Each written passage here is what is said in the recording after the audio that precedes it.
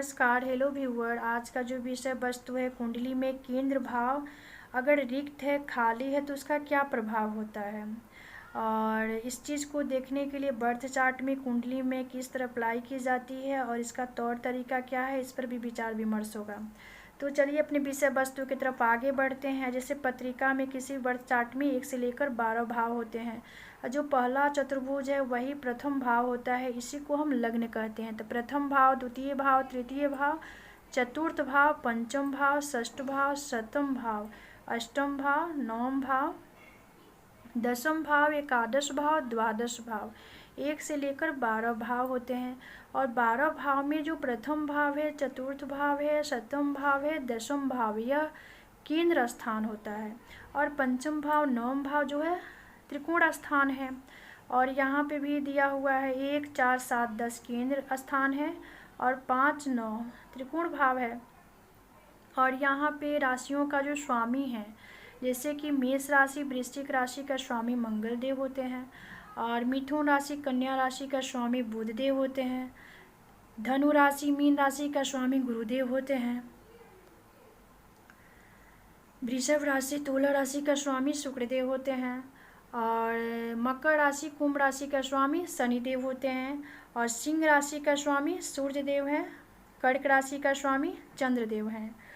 और यहाँ पर इस चीज़ को हम देखेंगे, जैसे कि कहा गया है ज्योतिष शास्त्र में अनेकों राज्यों का निर्माण किया गया है और उसमें से जो अधिकांश है वह केंद्र भाव से ही बनते हैं।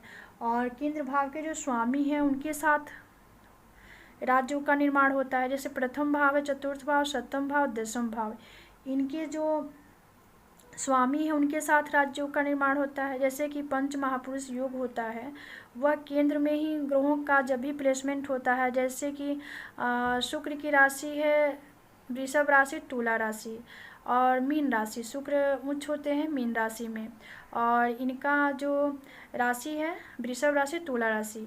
और जब भी इन चारों भाव में इन राशियों का प्लेसमेंट होगा और वहाँ पे भी जैसे कि यहाँ पे दसम भाव है, यहाँ पे तुला राशि है और यहीं पे शुक्र का प्लेसमेंट है, यानी इसको इस तरह समझ सकते हैं जैसे कि यहाँ पे मीन राशि है, यहीं पे शुक्र का प्लेसमेंट है। तो यहाँ पे हम कह सकते हैं कि पंच महापुरुष राज्यों का निर्माण हो रहा है। और इसलिए केंद्र भाव अर्थात पहला, चौथा, सातवां और 10वां हमारी कुंडली की सबसे महत्वपूर्ण भाव होता है। और 1, 4, 7, 10 यह भाव के जो गुणों को हम जानेंगे तो आपको समझ में आएगा कि क्यों इसको हम केंद्र भाव कहते हैं। जैसे कि प्रथम भाव और केंद्र भाव का बली होना आपको मजबूती प्रदान करता है, क्योंकि केंद्र भाव को विष्णु का स्वरूप माना गया है और विष्णु का मतलब होता है आत्मा। और विष्णु को हम पालनहार भी कहते हैं।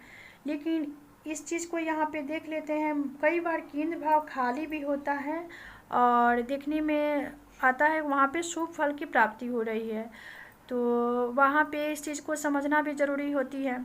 जैसे केंद्र भाव खाली है और वहाँ पर किसी शुभ ग्रह, सौम्य ग्रह जो होते हैं बुध हैं, गुरु हैं, शुक्र हैं, चंद्रमा हैं, सोम ग्रह की दृष्टि से इस भाव पर दृष्टि पड़ रही है, तो जो रिक्त भाव है, खाली भाव है, उसका बुरा जो प्रभाव है उसमें ज़रूर कमी आएगी। और जैसे कि प्रथम भाव अगर स्ट्रॉन्ग है, मजबूत है, तो आपकी शारीरिक स्थिति अच्छी होगी। और चतुर्थ भाव अगर स्ट्रॉन्ग हो गया तो आपकी मानसिक स्थिति अच्छी हो गई। और सप्तम भाव अगर स्ट्रॉन्ग हो गया तो आपके सप्तम भाव के से संबंधित जो सुख सुविधा होती है और जो चीज़ें होती है वह स्वतः और इजीली प्राप्त होगी। दसम भाव अगर स्ट्रॉन्ग होगा तो आपको पिता का सुख मिलेगा और राज्य और सत्ता का सुख मिलता है। तो केंद्र भाव का बली होना बहुत अपने आप में मायने रखता है। और इस चीज़ को देखने के लिए हम इस चीज़ को थोड़ा सा और डीप में जाकर इसका अध्ययन करेंगे और स्पष्ट और क्लियर हो जाएगा। जैसे मान लीजिए केंद्र का कोई संचालक नहीं है, राजनीति से जोड़कर इसको हम देख रहे हैं यहाँ पर। केंद्र का कोई संचालक नहीं है और राज्य में अन्य मंत्री अपना कार्य भार सब देख रहे हैं और वहाँ पे कोई उसका संचालक नहीं है केंद्र का। तो क्या आप कह सकते हैं कि केंद्र का व्यवस्था सही और अच्छा है? नहीं ना। ठीक उसी प्रकार केंद्र का हमारे जीवन में किसी जातक या जातिका के किसी व्यक्ति के जीवन पर केंद्र बहुत इसका प्रभाव होता है।